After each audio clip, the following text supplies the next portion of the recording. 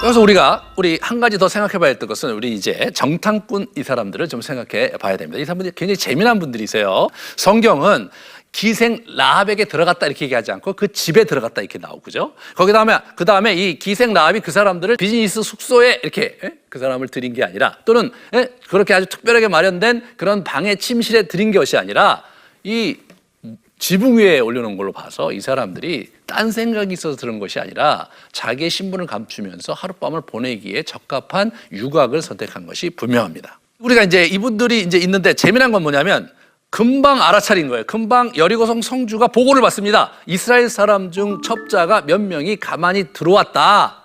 그리고 어디 들어왔느냐? 기생 라합의 집에 들어왔다. 이 정보를 이제 이렇게 주고 있는 것을 보게 되는데, 라합의 입장에서는 이 사람들을 내보내든가 아니면 숨겨주든가 둘 중 하나밖에 없었던 것이듯이, 누가 봐도 지금 성문을 통해서 들어왔는데 지금 가뜩이나 이 사람들이 삼엄한 경계를 피고 있는데 딱 레이더에 걸린 거죠.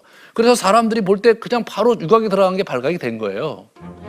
이분들 나름대로 위장을 많이 했겠죠, 그죠? 하지만 아까도 말씀드렸지만 이 사람들이 그 40년 동안 광야를 헤맸고 그 만나만 먹고 그렇게 이제 지내왔기 때문에 아무리 뭐 옷을 그 지역 옷을 갖다 입었다 손치더라도 누가 봐도 안 어울리는 옷을, 누가 봐도 스타일이 아닌 옷을 이렇게 어설프게 입고 들어왔을 거라고요. 그런데 기생에게 도움을 받아서 구사일생으로 이 사람들이 이제 이게 복귀를 하거든요. 이런 장면이 참, 여러분 거기 갔는데 유곽에 있는 기생이 특별히 그 지붕 위에서 잠자리를 마련했습니다. 좀 전에 어떤 일이 있었냐면 그 여리고 왕이 사람을 보내서 막 수색을 하고 난리를 피고 나갔어요. 그러면 정상적인 우리 정탐꾼이라면 거기서 어떻게 잡니까? 여러분이 만약에 정탐꾼이었다면 여러분이 거기서 잘 수가 있겠냐 말이죠. 저는 잘 수가 없다고 생각해요. 그럼 어떻게 됩니까? 오늘 밤이 아침이 되기 전에 어떻게 되냐면 도망가야죠. 근데 이분들이 아예 터잡고 자려고 잠자리에 들기 전에 이렇게 표현이 나와요. 뭐 잠을 자야 되겠다 그렇게 생각하고 아주 편안히 누워 자기 직전에 우리 라합이 들이닥친 겁니다. 그러니까 라합이 어떻게 되냐면 이 집 자체가 성벽 위에 있었는데 거기에 이제 루프를 이렇게 줄을 길게 내리뜨리면서 이걸 타고 내려가야 된다고 얘기를 해주고, 그러니까 라합이 볼 때는 좀 이렇게 석연치가 않은 거예요. 얘들이 간첩 맞나? 훈련은 받았나? 그러니까 이것도 어리어리하니까 무슨 얘기하냐면, 이게 저기 지금 바로 이 사람들이 당신을 추적하러 갔으니까 지금 당신 저기 있는 그 시딤으로 지금 가면 안 된다. 산에 가서 숨어 있다 가라. 근데 숨어 있다 가라고 할 때도요, 라합이 뭐라고 그러냐면 3일 있어야 된다. 3일 있어야 된다. 그러니까 라합이 갖고 있는 상식으로는 교두보라든가 또는 이제 여러 가지 그 주요 길목을 지키고 있을 거 아니에요. 근데 3일은 지킬 것이라고 판단을 한 거죠. 아마 라합이 그 얘기 안 했으면 이 사람들도 어중간하게 뭐 하루 이틀 있다가 또 이렇게 나오다가 뭐 발각이 되고 그랬을 수도 있어요. 이 사람들은 사실 정탐꾼으로서는 사실은 이렇게 재구시를 못하는 그런 사람이 너무나 분명하죠. 근데 우리가 한 가지 재미나는 거는 뭐냐면, 이 사람들이 근데 이 언약을 맺는 장면에서는 그렇지가 않은 거예요. 누설하지 말 것을 다짐시키고 줄로 내려내리게 나와요. 그러니까 계속해서 이 사람들이 이제 언약을 체결하는 그 실갱이가 많이 나옵니다.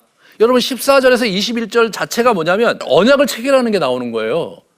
여러분이 만약에 스파이였다고 생각해 봅시다. 그거 갔는데 지금 이제 도망가야 되거든요. 그럼 줄 타고 내려가야 돼요. 그런 상황에서 언약을 얘기를 했단 말이죠. 약조를 해라. 약조를 했다. 그럼 가야 되잖아요. 근데 이 사람들이 뭐냐면 조건을 얘기해요. 누설하지 않으면 그렇게 할 것이다. 그러면서 그 조건을 서로 나누면서 이 사람들이 정식 계약을 체결하는 장면을 보게 돼요. 첩보 활동을 하기에는 부적격한 사람이지만 이 계약을 맺고 언약을 맺는 데는 철저한 사람들이구나. 그걸 철저히 지키니까요. 이 사람들의 언약 백성의 핵심 가치가 언약 중심이잖아요. 이분들은 그 부분의 핵심 가치를 갖고 있었던 사람이다. 이들이 진짜 해야 될 역할을 안 한다는 거예요. 이 사람들이 이제 해야 될 역할은 군대 규모에 대한 정보 수집을 해야 되고, 방어시설, 식량과 물 공급, 전투원 숫자, 공격이나 포위 공격에 대한 일반적인 준비 태세, 이런 것들이 이게 전쟁 수행에 필요한 건데 이런 정보는 하나도 수집을 못했습니다.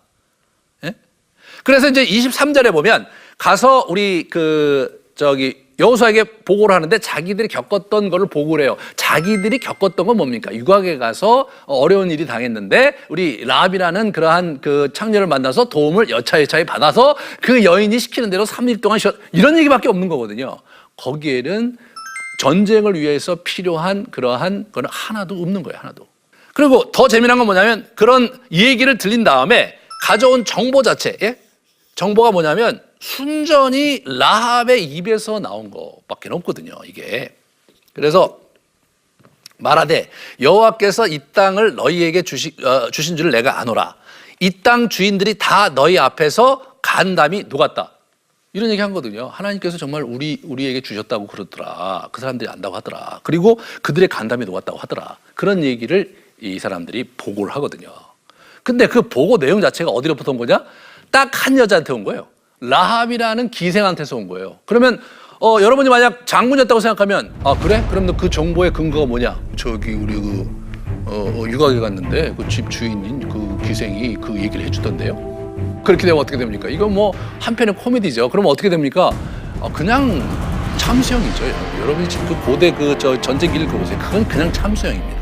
그런데 여기서 정말로 놀라운 거는 뭐냐면 그 얘기를 듣고 우리 여호수아가 됐다.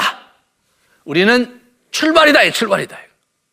아니 그 정탐꾼도 정말 어리숙하기 짝이었고 엉뚱하지만 엉뚱한 정보를 들은 여호수아의 결단 또한 너무나 엉터리입니다, 여러분. 이게 이 정탐이 갖고 있는 성격을 우리에게 보여주는 거죠. 너무 재밌는 거예요, 이게요.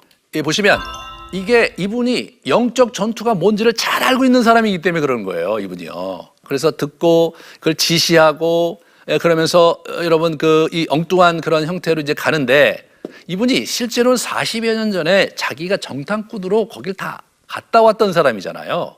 에브라임 지파의 대표로 갔다 왔고 그 다음에 가데스 바다에서 정탐 보고를 했던 그런 경험이 있었거든요. 그와 함께 올라갔던 사람들이 이르되 우리는 능히 올라가서 그 백성을 치지 못하리라. 자기들은 정말 메뚜기다. 그러니까 엄청나게 강성한 민족이 있으니까 우리 못 간다. 그런 얘기를 이제 리포트를 했었는데 그때 갈렙과 함께 이 사람이 한 게 뭐냐면 여호와께서 우리를 기뻐하시면 우리를 그 땅으로 인도하여 들이시고 그 땅을 우리에게 주시리라. 과연 적과 꿀이 흐르는 땅 맞다. 이 긍정적으로 그 장면을 보았고 그리고 그들은 우리의 먹이다. 우리의 밥이다. 그런 얘기를 했던 사람이 바로 이 사람이에요.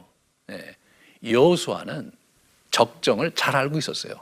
여호수아가 얻고 싶은 정보는 구체적으로 어떻게 전쟁을 수행하느냐 필요한 정보를 얻고 싶었던 것이 아닌 것이 드러나오죠. 그래서 그 얘기했을 때 돌로 치료하는데 그때 여호와의 영광이 회막에서 이스라엘 모든 자손에게 나타나갖고 하나님의 임재를 체험했던 경험을 이 사람은 갖고 있습니다. 여호수아는 알고 있는 거예요. 영적 전쟁이 무엇인지 알고 있는 겁니다. 이분이 전략적 정보가 필요한 게 아니었고요. 하나님께서 우리와 함께 하시느냐 이 부분을 확실히 알고 싶었겠죠. 자기 자신도 그렇지만 이스라엘 백성들도 그거를 알고 싶었던 그 부분에서 분위기 진작과 미래에 대한 소망과 기대를 정말 얻을 수 있는 정보를 채집하려고 이분이 이제 보내신 거죠. 그렇다면 왜 정탐꾼이 어리석었는지를 여러분 이제 이해하셔야 되는 거죠. 우리는 이 이야기를 이 정탐 이야기 속에서 우리가 좀 생각해 봐야 될 건 뭐냐면 하나님 나라를 들어가는 라합을 보게 되는데 이 믿음의 사람 이런 가문이 들어오는데 우리 사도행전에 보면 고넬료 가문이 그렇게 들어왔고요. 빌립보 감옥의 간수장도 그 가족과 함께 들어왔어요. 이 너와 내 집이 구원을 얻으리라. 이 부분에서 하나님 나라는 어때요? 인애와 진리를 추구하며 하나님을 의뢰하는 자가 들어갈 수 있는 것이다. 만약 여러분이 그동안 신앙생활도 제대로 못했고 기도 생활도 제대로 못하고 교회도 못 나가고 그런 시절이 많았다 손 치더라도 여러분 마음 가운데 인애와 진리를 기대하면서 그분을 붙잡는다면 그분은 언제든지 여러분을 붙들고 자신의 나라로 들어오게 하시는 그런 분이라는 사실을 분명히 붙들을 수 있어야 됩니다. 두 번째로 이 세상에는 굉장히 미련하잖아요. 우리 이 정탐꾼들이 보면 세상이 얼마나 미련합니까? 전쟁을 전혀 몰라요. 그 정탐꾼이 해야 될 게 뭔지도 몰라요. 지가 살아야 될 국리를 어떻게 해야 될지도 잘 모르지만 이분은 뭐냐면 이 영적 분별력이 있고 그리고 언약 중심으로 어떻게 사람들을 대해야 될지에 대해서는 아주 기가 막힌 지혜가 있었던, 그것이 정탐꾼들로부터 여러분과 제가 배워야 될 것이죠. 이 세상에는 우리가 미련한 자 되고 하나님 앞에서 지혜로운 자 되라는 말씀을 우리가 붙잡고 정말 영적인 그러한 감각과 영적인 분별력을 소유할 수 있도록 우리가 힘써야 되겠구나. 마지막으로 영적 전투 양상을 이해하고 포석하면서 전진하는 우리 여호수아의 지도력을 배워야 된다. 그래서 우리도 정말 여호수아처럼 우리의 현실을 뚫어내는 영적인 분투에 승리하셔야 되겠습니다. 이제 우리가 여호수아 얘기를 이제 시작을 했는데, 여호수아가 영적 전투를 하는 걸 배운다? 그거 뭐 어떻게 해야 되느냐라는 얘기를 제가 오늘 하지 않았는데, 그 이유는 다음 주부터 펼쳐지는 3장, 4장, 5장, 6장에 여호수아가 어떻게 영적 전투를 준비하고 수행하는지를 우리가 보게 될 것인데, 그것을 통해서 우리가 영적 전투하는 여호수아의 이야기를 우리가 배우게 될 것입니다. 긴 시간 수고 많으셨습니다. 감사합니다.